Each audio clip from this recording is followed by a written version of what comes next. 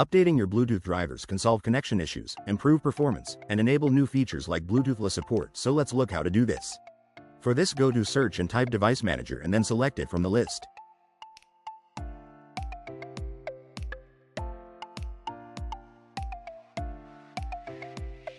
After that, expand Bluetooth.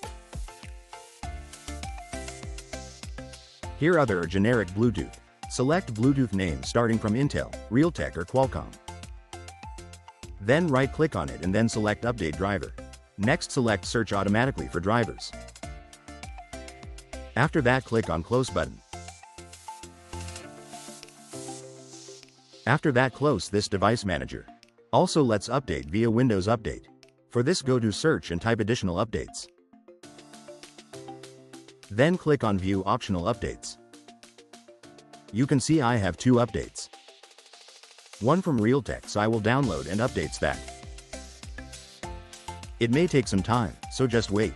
After that, restart your PC, and your Bluetooth will be up to date with new features if available. Hope you like this. Please like, share and subscribe for similar videos. Also click on bell icon so that you will not miss any update.